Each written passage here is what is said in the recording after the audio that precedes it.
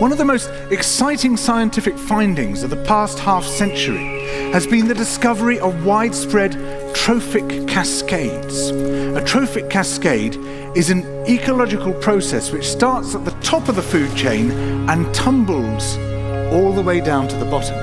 And the classic example is what happened in the Yellowstone National Park in the United States when wolves were reintroduced in 1995. Now, we all know that wolves kill various species of animals, but perhaps we're slightly less aware that they give life to many others.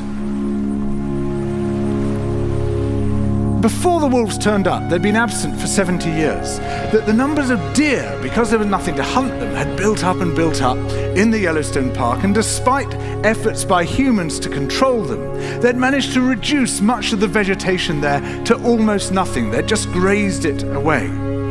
But as soon as the wolves arrived, even though they were few in number, they started to have the most remarkable effects. First, of course, they killed some of the deer, but that wasn't the major thing. Much more significantly, they radically changed the behavior of the deer. The deer started avoiding certain parts of the park, the places where they could be trapped most easily, particularly the valleys and the gorges. And immediately those places started to regenerate. In some areas, the height of the trees quintupled in just 6 years. Bare valley sides quickly became forests of aspen and willow and cottonwood. And as soon as that happened, the birds started moving in. The number of songbirds and migratory birds started to increase greatly. The number of beavers started to increase because beavers like to eat the trees. And beavers, like wolves, are ecosystem engineers. They create niches for other species. And the dams they built in the rivers provided habitats for otters and muskrats and ducks and fish and reptiles and amphibians. The wolves killed coyotes, and as a result of that, the number of rabbits and mice began to rise, which meant more hawks, more weasels, more foxes, more badgers. Ravens and bald eagles came down to feed on the carrion that the wolves had left. Bears fed on it too, and their population began to rise as well, partly also because there were more berries growing on the regenerating shrubs. And the bears reinforced the impact of the wolves by killing some of the calves of the deer.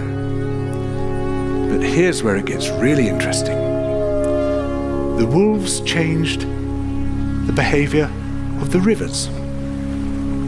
They began to meander less. There was less erosion. The channels narrowed, more pools formed, more riffle sections, all of which were great for wildlife habitats.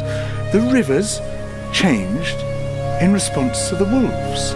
And the reason was that the regenerating forests stabilized the banks so that they collapsed less often, so that the rivers became more fixed in their course.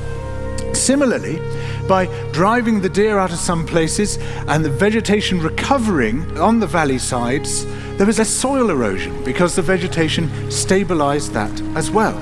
So the wolves, small in number, transformed not just the ecosystem of the Yellowstone National Park, this huge area of land, but also its physical geography.